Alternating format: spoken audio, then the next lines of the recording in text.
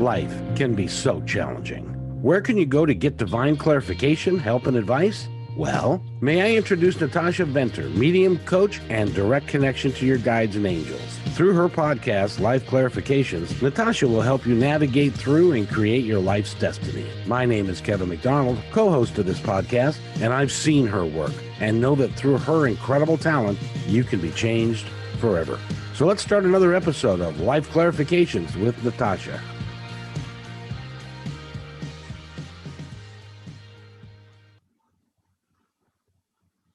And welcome to Life Clarifications with, what's your name again? No, Natasha Venter, and I'm a medium, and I also am a intuitive personal awareness coach. And, you know, a lot of mediums aren't necessarily ones that can, help people through what's going to happen before and after. They just connect with people on the other side. But for me, I am one that I like to connect with star people, to fairies, to past lifetimes. I'm really connected with the Akashic Records. And so with that I just like to help people through the personal awareness of their lives. I can connect a lot of dots to how and why things are happening in people's lives, and why past lives are happening, and why this is negotiating with that. And I'm not necessarily one that knows all, but yet I can really get a perspective on how to navigate with a lot of things. Just like I'm turning my mic at the same time I'm talking, just things can happen, and we're all doing what we need to do with what's happening. And that makes it fun, doesn't it? It does. It does. So when you talk to the other side, by the way, I just tapped into the chat that if you want to talk personally to Natasha, you can do that by calling 206-408-1395. We highly encourage you to give her a call, because she is very gifted at talking to you about where you're at and what you need and what can help you, aren't you? I am.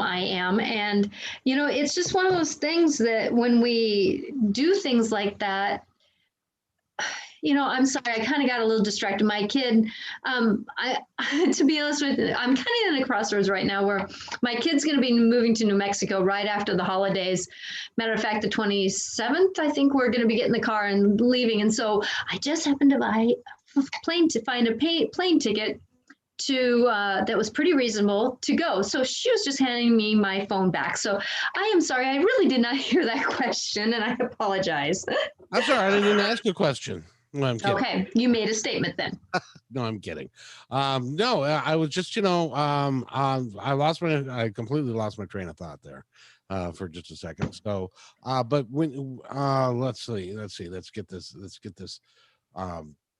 thing back on the road again. It's the restart button, because I know that a lot of times, and this is a good example how, many times we have life where it's happening around us and we get distracted, we lose concentration, and then we get hard on ourselves. Well, you know what? This is just one of those experiences where we can just say, oh, okay, that happened. We're on time. We're doing the best we can with what was. And, like I was saying, that I'm kind of distracted because I found a good price for a plane ticket, no stops. So I wanted to jump on it. And yet it kind of interacted with this a little bit. And I do apologize for not being that professionalism. But this is a good example of how life does happen. Life is happening. We're still here. We're doing the better that we can. And, I'm just one that I really like to use life as, life happens to me. And then people look at me and they go, oh, did she get triggered by this or that or that or this?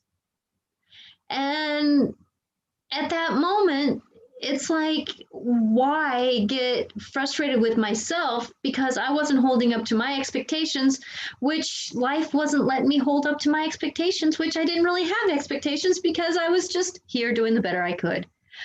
And, we just do what we can do. And as I'm talking, I'm kind of getting this one thing that, I do inspirational quotes on Facebook and Instagram. and Twitter. And I had this wonderful person inform me one day that on my post that I wrote the word Tigger instead of triggered. So I wrote Tiggered instead of triggered. Okay. Maybe, I like Tigger. me too. Tigger's a wonderful, wonderful animal. Yeah. And that was the perspective that I took. It was so funny because I, I kind of giggled at myself being the dyslexic that I am. If I don't roll with it, it's gonna beat me up, and I choose to roll with it instead of hit my head over with a dictionary. My head over with the dictionary. It's like I can either be hard on myself or I can just roll with it. And so the next day I did a video about how, we have a choice in life. We can either get triggered by what's around us Or Tiggered. try to be the perfect person, which who is, or we can get tiggered. And we can just have that bouncy bounce. What's going to happen?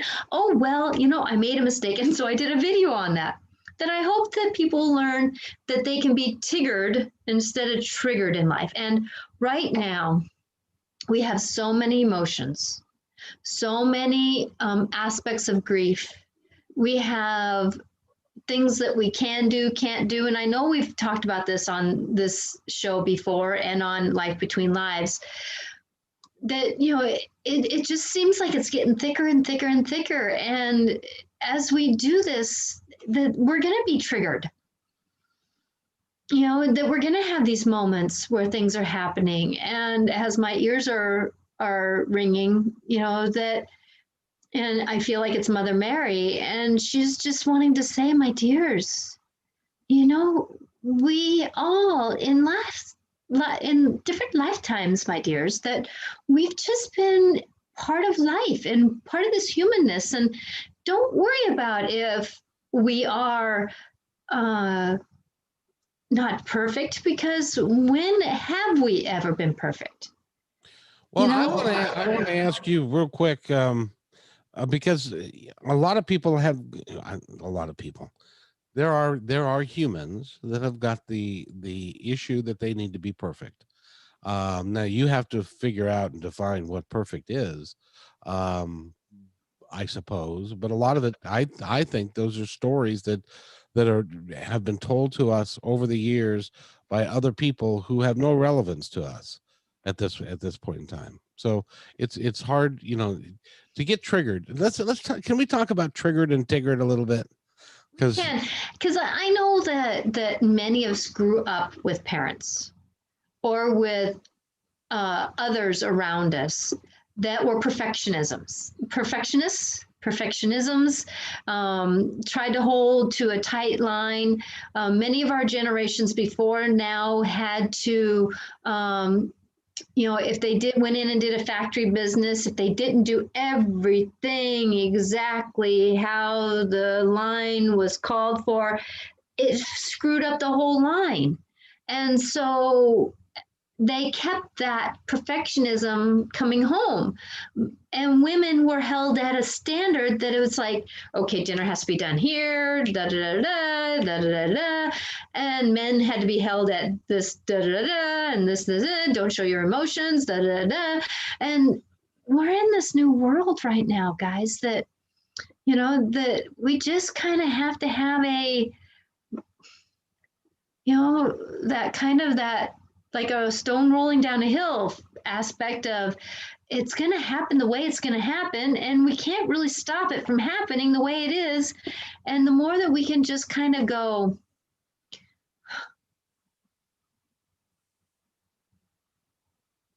okay, because I can tell you that when grief hits, everything goes out the window. Like I just had a heavy weekend this last weekend that grief hit me pretty damn hard. And it wasn't just one thing. It was the aspect of my kid moving away, who is one of the ones that holds me and interacts with me and understands me. And like for me, I was saying I have to go online, can you buy my ticket for me? And I hand her the phone and she does it. There was no question about whys or how comes. She just had acceptance, and I can be imperfect with her, and she goes, okay, mom. Both my kids do that. It's not, but my other kid is a little bit more, I don't want to say standoffish, but more independent, more, never has been a hugger, where my kid that's moving is the hugger. There's different personalities. And so, there was that grief of setting up the tree, and I always move furniture at this time, and it was the last time I was going to move furniture with her, and because she usually helps me, mom, it looks good, no, let's move that chair over here a little bit, type of thing. And so it was the last doing that, and then pulling out all those Christmas decorations that I haven't pulled out for, well, my cat was 14 years old, so my cat being 14 years old now, and I had a kitten last year, so I finally pulled out a lot of those Christmas decorations that I couldn't have out because my cat used to climb on counters and get into the Christmas tree, and I couldn't have anything shiny on the tree because she would take it down, and now she's not here anymore. So I kind of grieved her because she wasn't here, and all my family's gone. And so pulling out those decorations and stuff was remembering them. And it was pretty magical. At the same time, I knew my emotions had to have a voice, and I gave them the weekend. Well, that was good, because you got to do that from time to time, I suppose. So to be a healthier human, we do. Yeah, that's true. And we talked about a little bit about grief on Monday.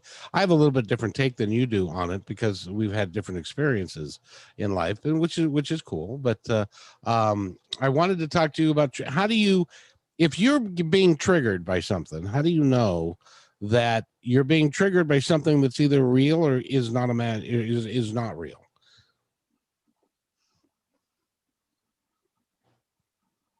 Because I can tell when my brain is stepping in. Like having a conversation with someone. Am I triggered by what they're saying, or am I triggered by what my brain is saying? So in other words, if I'm really concentrating on someone, with someone, about the conversation, I know that I may get triggered by what they are saying. But if I'm rolling off with stories in my head and not really hearing what they're saying, I know it's me triggering myself. And how do you suggest, can you give us some tips on how to keep yourself from getting triggered in some awkward situations? Because talking with somebody, if you get it, if they start going off on a path that triggers you, then how do you prevent that from happening? Or do you? Well, sometimes we can't. Like there was an experience this weekend that I stood up and, slammed the door as I walked out into the backyard, because there was just that emotion that made me do it. And, I was triggered by something inside of me and triggered by something that was said. And, we just have these moments where we just gotta be that way. And it's okay. Now, let's say driving down the road and somebody cuts us off and we, give them the finger, we have to really check in. What have I not dealt with that day? Because many times when something's triggering us on the outside, it's what are we not letting go of on the inside? Now, Kevin, you saw me on Monday, and I was full of tears and still on that roller coaster a little bit. You were a bit of a mess that day, yes, you were. I was a little bit of a mess, but today, am I holding on? And that was the thing that happens, especially for me, is that I find that if I allow myself to have those emotions, Like sometimes if I've had a bad day at work, I get in the car and I hold on the steering wheel and I just go, and I let it out. That I notice that by the time I get home, I'm not so frustrated that dinner's not going together the way I want to, that the dog wants my attention the minute I walk in the door and, oh, wait, by the way, throw the ball. And, all these different scenarios that can happen, if I allow myself to feel those things along the way, kind of like if something happens at work and we choose to go into, let's say, the restroom if it's a safe place to go and not very many people are in there, and we look at the mirror and go,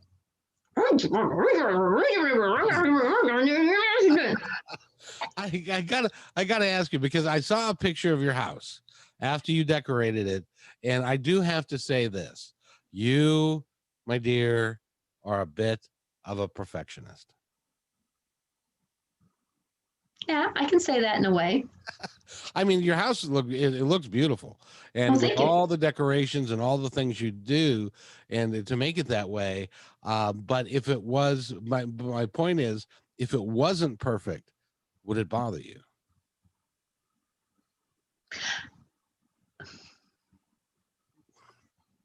There is a part of me that accepts it after a certain point. Kind of like right now, I'm pulling out, my Christmas presents that I stashed, and there's, if I turn my camera around, you would be able to see the boxes in there, and the curtains open, and things are disarrayed. So I'm not expecting life to be perfect that way. But like when I'm organizing this, it has to feel right. I wouldn't say that I'm a perfectionist on it has, that everything has to be lined up in exactly the same lines. I don't mind it being a little bit off. And actually, I drive people crazy because like my couch isn't always straight. Or like when I was scrapbooking, if I made a letter that wasn't straight, I made all the letters unstraight. Because I had to make it feel right. But with me doing feng shui, it's about the energy feel. And so with that there was a couple of things that groups wanted to come together this year and other things that didn't. And so with that, it's finding I want to call it placement more than it is perfectionism. And yes, I like it when something just kind of, when you look at it and it goes, Yeah. And as you can see, I have stuff. I have a lot of stuff. A lot of stuff came from, like that angel came from my trip to Spain. The Pegasus and the other Pegasus, and usually the Buddha that sits there came from a thrift store, for just dollars. This angel was given to me by my mother of heart. When we first came together, I've collected, these Bibles are my family Bibles, so, and being the only child and the grandchild and having everything come to me, I had to make choices to let go, but yet I didn't let go of everything.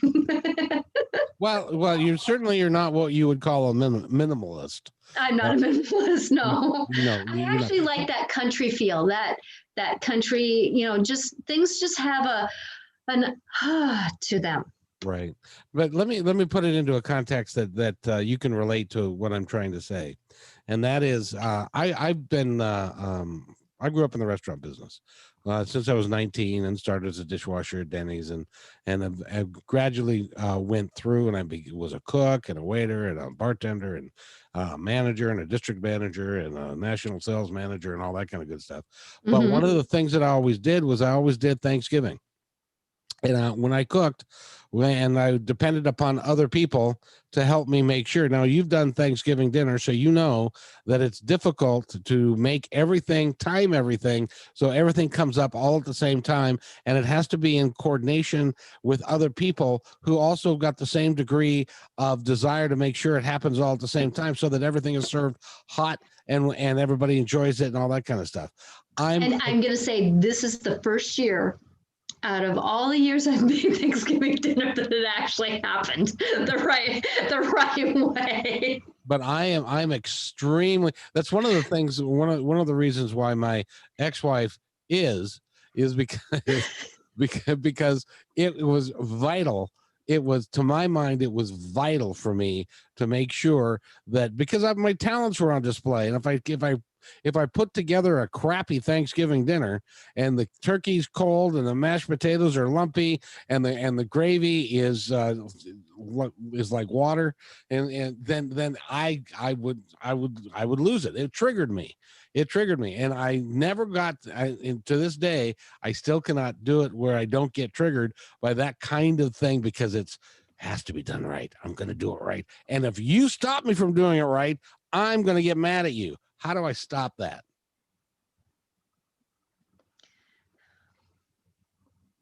I think it's called practice makes better. And it's that, but understanding that I can't change other people and I can't get them to do, I can't. No, but I get that, because I mean, okay, I love my husband, but he's a perfectionist. I hate it when you start a conversation with, I love my husband, but he's a perfectionist. And there was many years where, the water was too much in the stuffing, or I bought the wrong rolls, and I said, what, on my my gravestone here, you're going to say, well, she tried. Well, because I just had to learn to just say, oh, well, just like those times when my cat Maya would climb up here and knock down half my angels. You know how many tips of angels, their wing tips are broke because of my sweet wonder, and how many, this is my loving husband, glued every single one of them back on the best he could. That's called super glue. That's why they invented it. Well, he's got the patience for it. Actually, he just fixed one of my angels.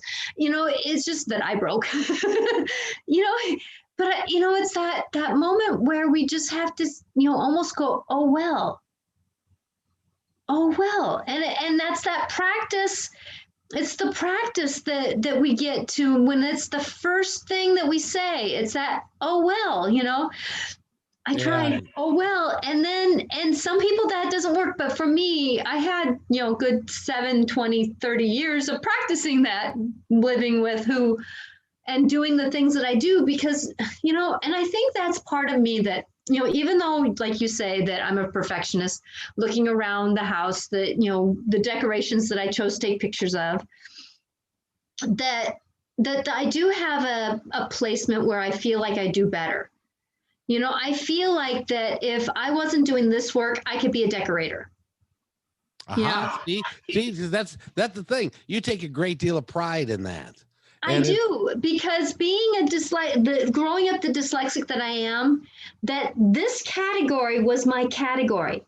Everything else, you might as well forget it. If I could not do the work that I'm doing, like when hold on, before we continue, if you want to talk to Natasha, you can give us a call right now and you can talk to her, and you can do that by dialing 206-408-1395, and she can talk to you about what's going on with you and what's bothering you. I wanted to get that and get out because we do have some listeners, and somebody may be shy, and I don't want them to be shy. I want you to go ahead and give us a call so that we can talk to you and you can talk to Natasha. So it's 207 206.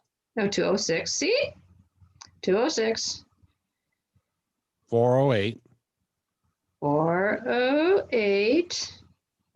And by the way, ladies and gentlemen, this is a live broadcast, $13.95 to finish. $13.95. And so this is one of those few that is actually live, and that we can actually take your calls live, and you can talk to Natasha live. And she is a gifted psychic medium and life coach, and which is why we're talking about this particular time of year.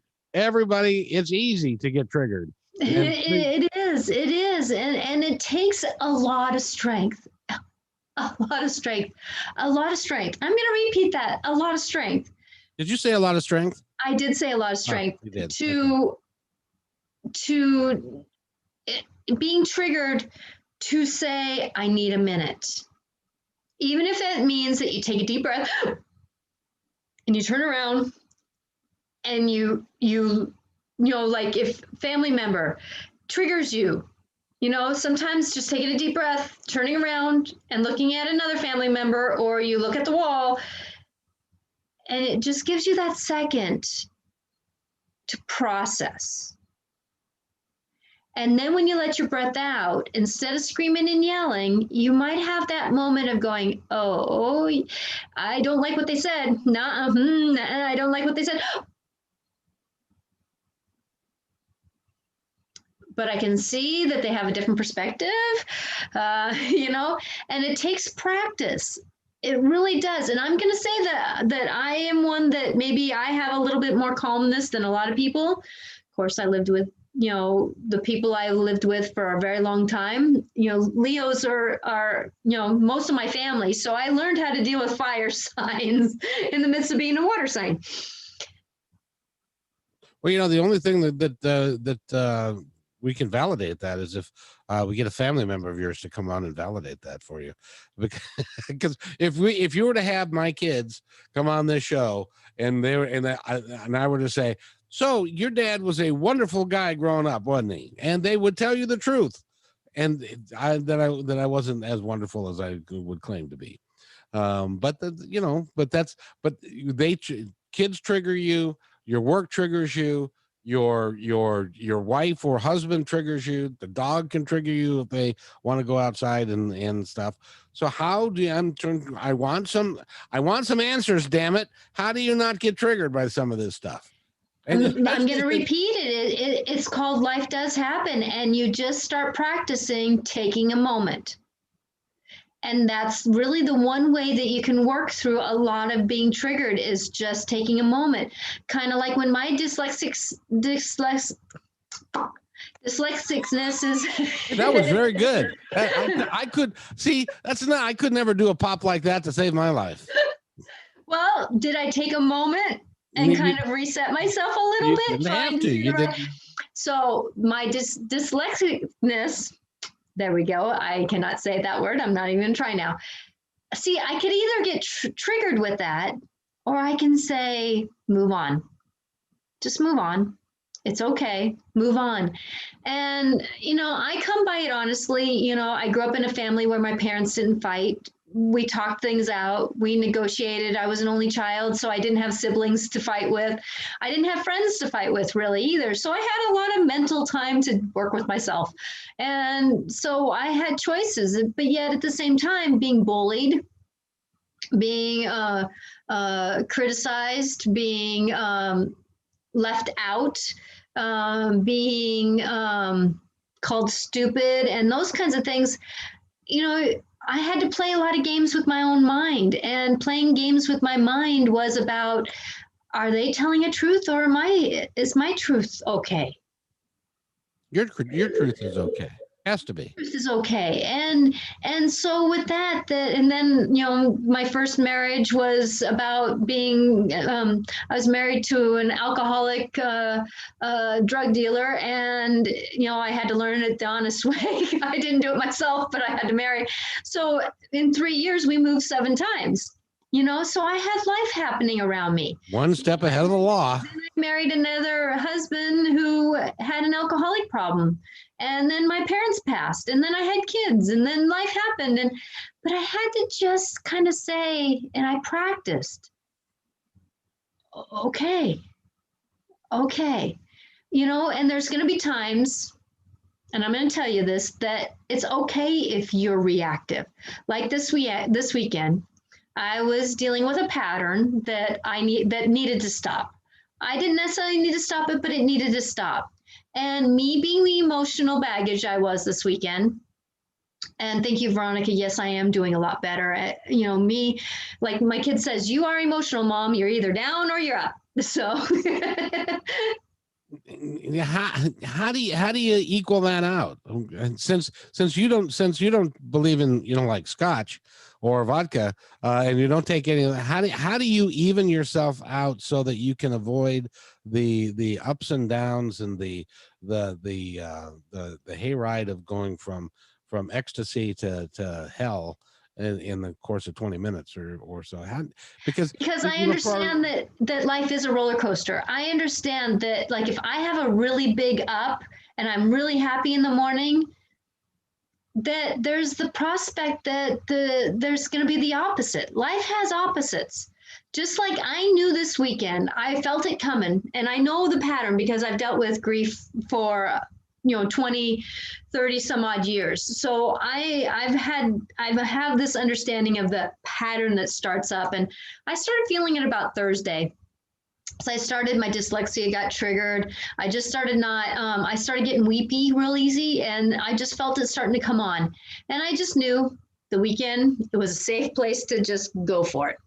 And my husband's a lot like you. Like, he came up about Sunday afternoon. He says, dear, when are you going to be done with this? Because he deals with grief like you do. It's like, it's here, it's gone, But I'm going to tell you, though, that I can tell you that after I went through that doorway of just letting those emotions safely out, I cried when I was putting up a picture of that my grandmother had. I was weepy when there was something sad on. Like, I watched Hallmark a lot this weekend because it was a safe place for my brain. I wasn't bombarded by bad commercials or bad shows. It was just a safe place to go. And so sometimes I was weepy because something happened in there, or someone would say something and it would just trigger me. But I just said, okay, this is where I'm at. And then Monday, I kind of got myself a little bit more together because I kind of told myself, you had your time to get back to reality. And that, just kind of like when you have a bad day, sometimes it lingers a little bit more, and it's okay. I was kind to myself, even though I said there's times where I have to not. And, and me being weepy on Monday when we were doing our Life Between Lives, I think that was actually good for somebody to see. Even if it helps one person to know that it's okay to cry when you have grief. It's okay to have a little bit of emotions when something's happening. That it's okay to let that emotion weep out so it doesn't have to explode out. And then today, the last couple of days, I've been getting my stuff together. It's like, okay, now it's time for me to get this done, that done, this done, that done, because I didn't have that emotional baggage holding me down continuously. But grief can do that. Grief, I remember when I was socked into it, ask me to send a text. I sent a text to my mother-in-law that I had to apologize for, and I had to rewrite it because it didn't go over very well. I mean, it wasn't bad, but it was like, what word was I saying there? What word was I saying there? It was like, okay, I might as well just, this is what I meant to say. The spell check sure didn't help me out because it didn't even know what I was trying to say. So how do you see? And I'm going to beat this thing like a dead horse. Is that because, see, from my point of view and from where I come from, is that life is a grand adventure, and there are no bad days. There are no, and maybe I've been extraordinarily lucky. I have been very lucky in my life, but there is, people have died, people have passed away, people have left me, people have said naughty things and bad things about me and stuff. But I tend to let it go because it has nothing to do with me. I've learned over time that the stories that we tell ourselves oftentimes is a bunch of crap, and that we have to get past those stories because that's not us. That's not who we are. No. And yeah, and I can say that too, that like the funerals of my parents, they were the best, worst days of my life. Because I saw people that I had not seen for years. And it meant so much to me to see them because I knew I wasn't going to see them again. And it was the final goodbye, not the final goodbye of my parents, but yet it was one of the goodbyes for my parents. And it was the worst, best days. I can say that even this weekend, I wouldn't call it a bad weekend. It was actually a very good weekend. It was it was thick, it was emotional. I got a lot done. I felt being very emotional like that was very prosperous in my day. Where did your husband go to hide? Where did my husband go to hide? I only say Because that I'm not, that's the thing about me though. When I get emotional, I'm not outward. oh, okay. I'm not a screamer yeller. There's something that happened between us on Friday night that kind of was like I said, defining a circle that kept going around and around, and it was time for me to stop, or it was time for it to stop, and I felt like that I was the one recognizing it, so I might as well put my aspect into it, and that's where I'm trying to get that. It was up to me to stop. It wasn't necessarily up to me, but it was up to me to do my end of the bargain, because it's how I interacted with it that kept it going. And so with that there again, I kind of allowed, I felt like that we did a lot of work this weekend, and I'm grateful for this weekend. I was so grateful that I had this weekend to just be, whatever that be is. And so I would agree with you that even the days that my parents passed, it was the beginning of who I am. And so, yes, it hurt. Yes, it was sad. Yes, it was dreadful in some ways. Yes, it was life altering. Yes, it was sometimes crap. But yet at the same time, I can't say it was bad. Or I mean, or it was the worst days of my life. Because I take the perception that, and this is the key, I take the perception that everything is here to help or teach. So what am I navigating through this to get here to do this? And my self-perception is that I'm not doing it wrong. There's things I can learn, I can do better, but wrong is only in other people's eyes.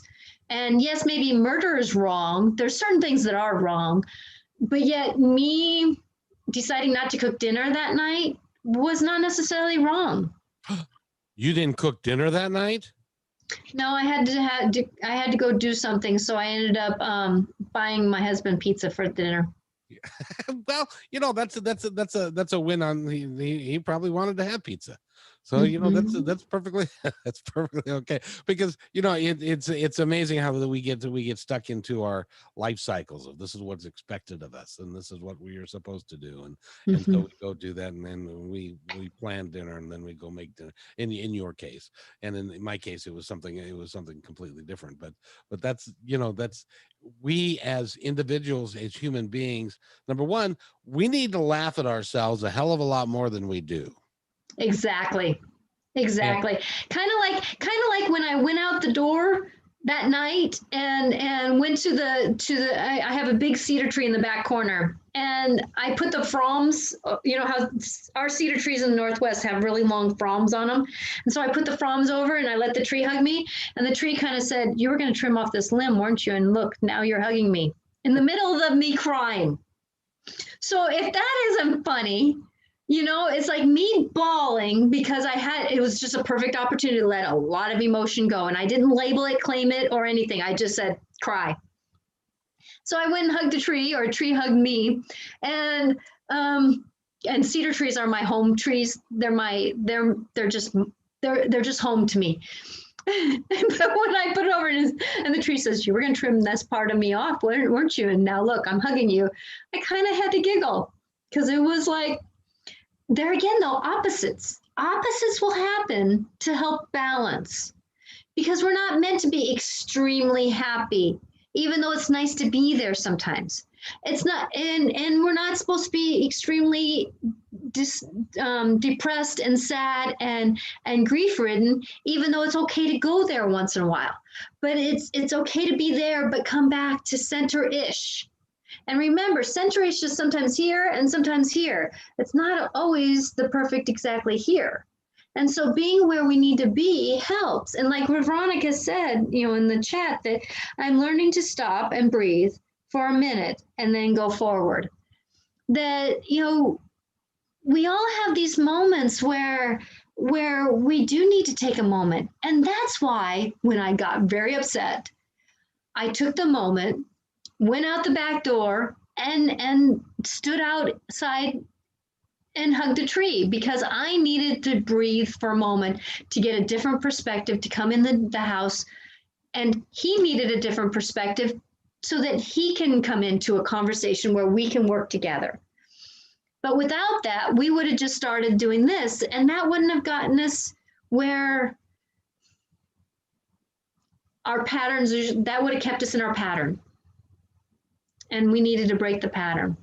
Well, yeah, it's hard when you are emotionally involved with a discussion or an issue or a problem, and the other person who's equally as emotionally involved adds a different perspective, and then it becomes who's right, who, and then it's like you're wrong, I'm right, and then it becomes a knockdown, drag out fight, even if it's a quiet one. My wife and I used to do quiet fights. Yeah. We wouldn't argue or yell and scream, because my kids have never heard my loud voice. Because I have a loud voice and I could really, but they never, because that's not what I did. I was a quiet guy. But at the same time, we would fight, and nobody would know we were fighting except for us, and stuff. So it was different than other people do. But you're have a 30-year relationship with a man, and you've gone through hell and back with that guy, and you've done some amazing things, and you should be really proud of what you've done. Well, thank you. And it does take, well, thank you. Thank you. It does, but there's sometimes where when both people are at the same point at the same time, it's going to take one to say, wait. Kind of like there was a day where I just said, stop. We need to stop. And I went into the bathroom just to get space, because we had to stop. And I'm not a screamer and a yeller, and neither is my husband. He's got a loud voice anyways. He can't whisper. He's just got that, he'd make a really good radio voice. He's just got that rich, deep, clear, voice that just works. And so when's he going to be on the podcast? He's working. He works 10 to 12-hour days. So yeah, well, this is not what I call work, my dear. This is this is relaxing and fun. But would love to have him on to talk to to talk a little bit about what he does. I know he's a manager, and I was a manager for a long time, so we would, and stuff like that. But in any event, I know that you guys, you've been together for 30. You've gone through, the addictions, and you've gone through all of that stuff. Death, and you made it through the other side. which is by the way, that's all part of life. You can't avoid it unless you are going to be in a cave somewhere. Exactly. And that's the thing is that having an understanding that life's going to happen no matter what. So we have a choice to either take the moment and say, okay, and try to get a perspective. Sometimes our mind has that it likes to lead in our conversations, and it keeps saying, da, da, da, aren't you right? Aren't you right? It just has all these conversations going, and we need to sometimes just say, shush, let me see what else is happening here. Let me get a different perspective. Kind of like on Friday when I said stop, I started seeing a pattern. The pattern started circling around to me energetically. And yes, I'm intuitive. I get it. But there's sometimes where we just have these knowings. I've seen this before. This is something I've seen before. And it circles around, and it's like, wait a minute. Stop. And it just takes practice. And I know Regan, like he was saying on our Life Between Lives, that, he was pretty triggered by life. And he even had to say, take that moment, learn to take a moment, to practice taking a moment, that when somebody flicks you off or cuts you off in the street, when you're driving down the road, practice, and even if you go, when you get home and you go, oh, crumb, I could have practiced then, but you're seeing it. So that's part of practicing. And then the next time you're in the car and you recognize, 20 minutes after it happened and you're not quite home yet, you're practicing because you're seeing it, and then sooner or later it's going to get closer and closer and closer to where it's like something happens and you're taking a breath. Oh, stop. Don't react yet. And then,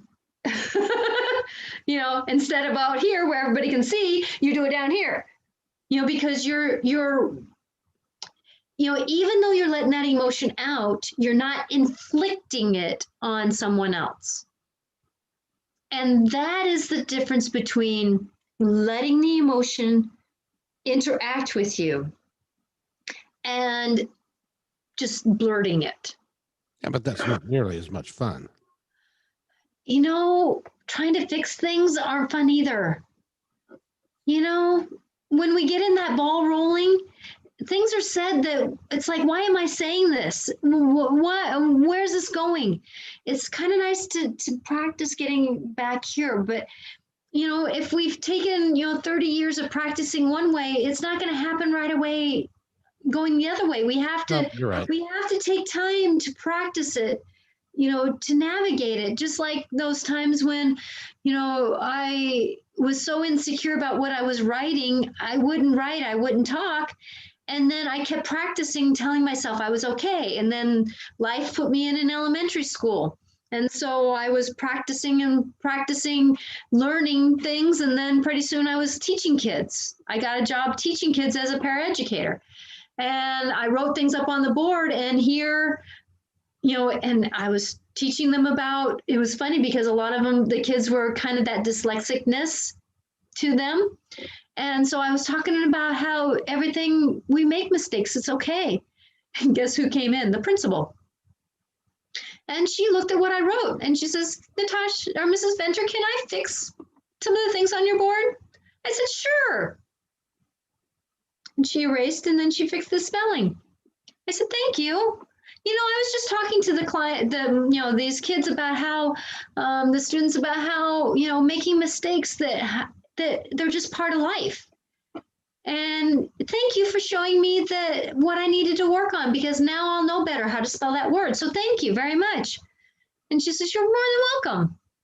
And she walked away and I said, did you see how I interacted with that? That now I know to do better because somebody showed me I was doing wrong. Oh, but no. And wrong is spelling a word, like I used to spell of, O-V-E. People didn't know what word I was trying to spell. Over. Yeah, exactly. No, it was of, O-V-E, of, because that's how it sounded. But it's O-F. So I was doing wrong, but until somebody told me to practice writing of, I didn't learn to do it better. And it took me practice to do that. And I was doing that in high school. So I had lots of school years to practice OVE. But it took somebody to tell me to practice the other way. And if you don't get told that you're doing something that could shift a little bit, because sometimes our perspective isn't all the better, just like our computers need updating, that sometimes we just need to shift our perspective just a little bit to get a more well-rounded aspect on how we're negotiating things, how we need to do things. It's that, my way's the highway doesn't work all the time. And sometimes we need to find out that, we can take 2 steps to the left instead of 2 steps to the right, and there again, I went right instead of left. However, but I would like to. My husband always looks at the way I'm pointing instead of the way I speak it. It goes the other way. Yeah. It goes the other way. The other left, dear, the other left. But I just, for a lot of folks that are out there that a lot of people have got physical challenges and they're dyslexic or there are all kinds of ADHD. Yeah, there's issues, bipolar and things like that. I just want to make it clear that you're not less than. No.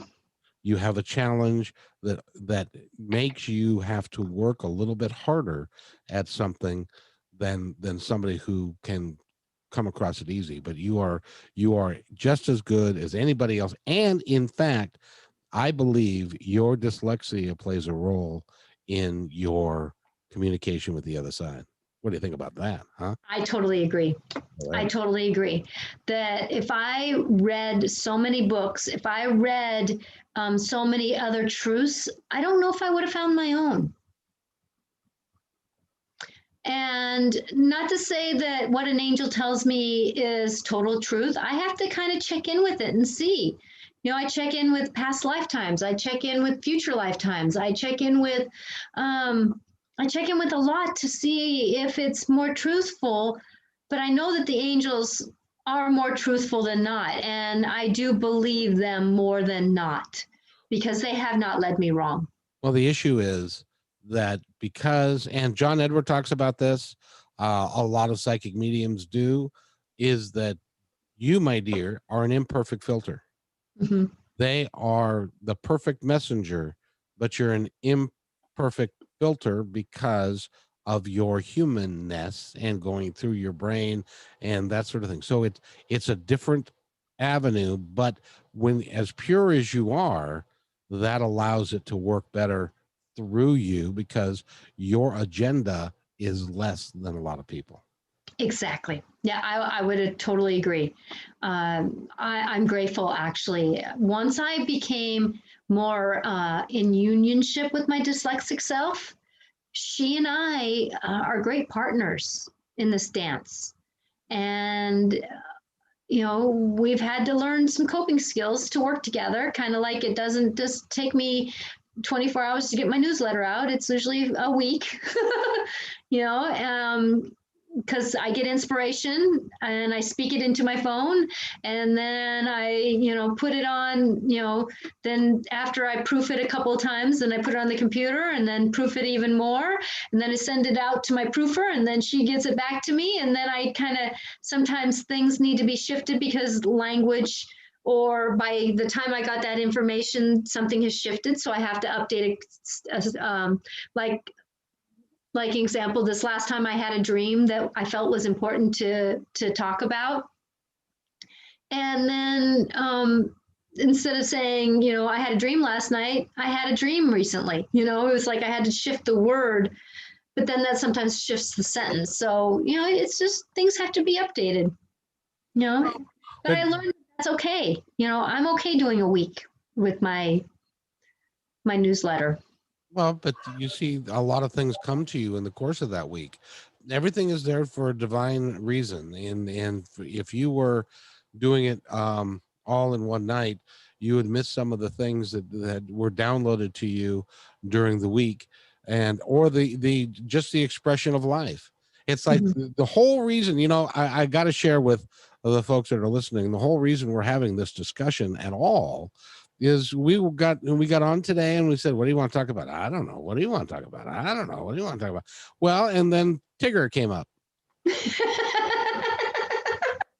And when Tigger came up, the whole, and so if you weren't listening earlier, she made a reference to, rather than trigger, she said Tigger, and but Tigger is the guy that from Whiny the Pooh, and he was a happy-go-lucky, fun kind of guy, unlike you. Who drove everybody crazy.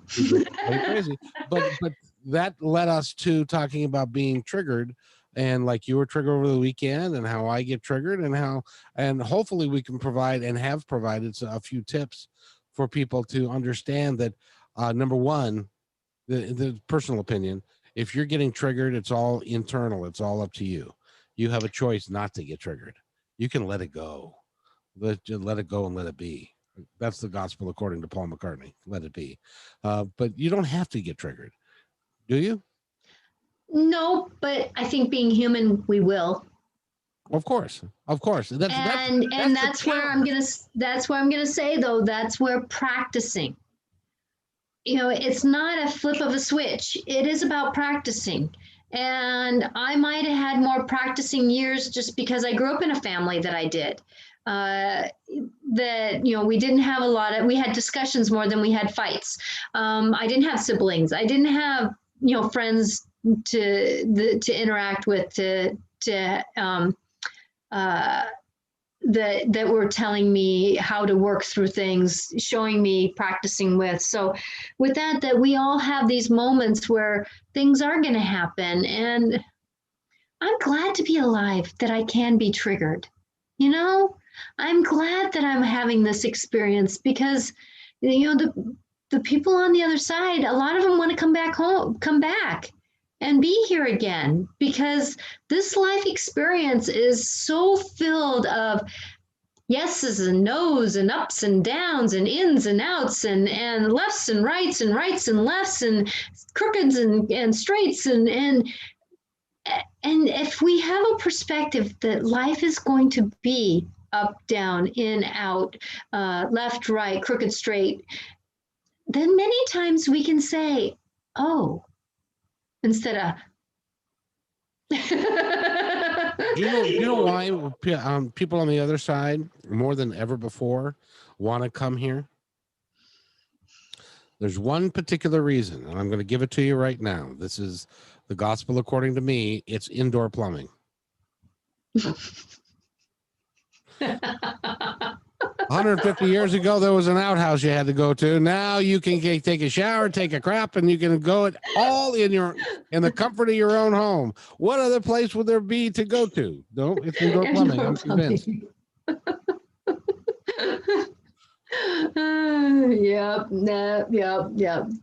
Well, I know for one is that, life experiences. Stopped in your tracks, didn't they? Yeah, you did. That was a good one. Of course, I'll have to discuss something with you later. Well, I hope it has nothing to do with indoor plumbing. So we all, one thing that I know of, the reason why they want to come back is because we have life experiences that in the spirit world, we cannot have the same experiences that we do here. Many spirits who get stuck in like these haunted houses and things, they're on this repetitive circle of not moving forward. Where if you think about where we start as an infant and where we get to when we're older, we travel a lot of experiences through that path. And if we have the wisdom to know this is here to teach me something so that I can do better, so that I can have wisdom, because I know for me, the experiences that I learned in my past lifetimes once I've tapped into that world, I went, wow, I can really do a lot of things here. I can really negotiate what I need to negotiate because I've got tools, because I learned them in past lives, which I've landed in past lives, which yesterday was a past life to me because, we lived yesterday. It's the same physical body, but it's just a different day. And so my past life of yesterday, my past life of another body, my past life of 3 bodies ago, we all have these different aspects of what we have learned. And wow, can you imagine if we didn't do this physical work? Our emotions teach us so much. Like this last weekend, I learned so much being a witness of myself that I'm grateful that I had that weekend. Even though I didn't wear any makeup, my eyes were puffy, my husband said, do you have a leg cramp? Because I was stretching and moving so much in my sleep because I was processing so much, but it gave me the ability to say, I've got myself together more now because I went through it. I've got more of myself together. I'm collected more. Every time I go through something like that, I always say I'm coming home more. I'm coming home to knowing more of myself. That the puzzle pieces of life are coming together. Mm-hmm. And as they come together, like right now, I think I'm on the 3,000 piece puzzle. So the pieces are really, really tiny, but they're very important because there's the glint of the eye in my puzzle piece of life. If I take the metaphor of everything that I'm learning about myself as a puzzle piece, and then, now I'm up to like the 3,000 to 5,000 piece puzzle. So the pieces are really, really tiny. But yet, like I said, it's just the glint of the eye that's very important to say that, we've got magic in us. We've got this world that we can do. And if we just sometimes take a breath, try to see a bigger perspective, even if we can't do that, but just taking a breath, many times our triggeredness can shift what's happening. And then if we allow ourselves to have that emotion in a safe way, instead of flicking somebody off in the car, you flick the floorboard, that's not necessarily putting it outside of you, but it's allowing that emotion out. Then we can move forward. We can do what's needed to be done. By the way, Susan liked my joke.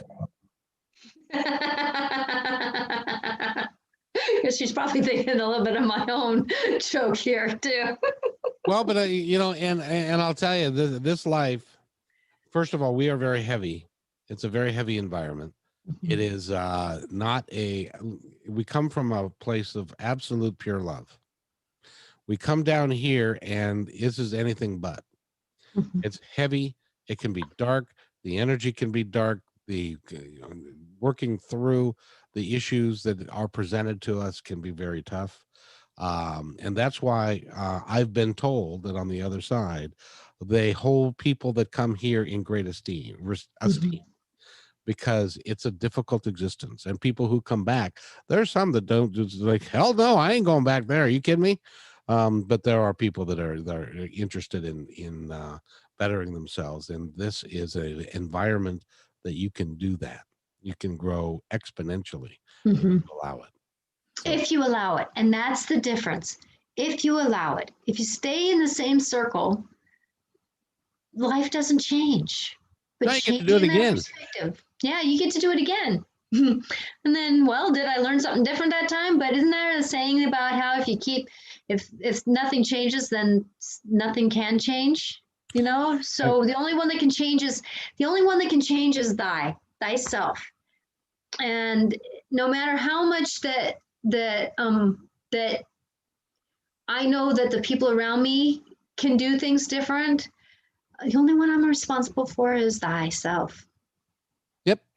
And by the way, you will be a much happier individual if you try not to live your life through others and you live your life through yourself. Because I did it. At the end of the day, yourself is all you got. So love yourself. Take care of yourself. Even perfectly imperfect. That's my mantra, right? Is that life is perfectly imperfect. I'm perfectly imperfect because, even nature is perfectly imperfect. I mean, there's leaves that are made with holes in them. Are they perfect? Yes.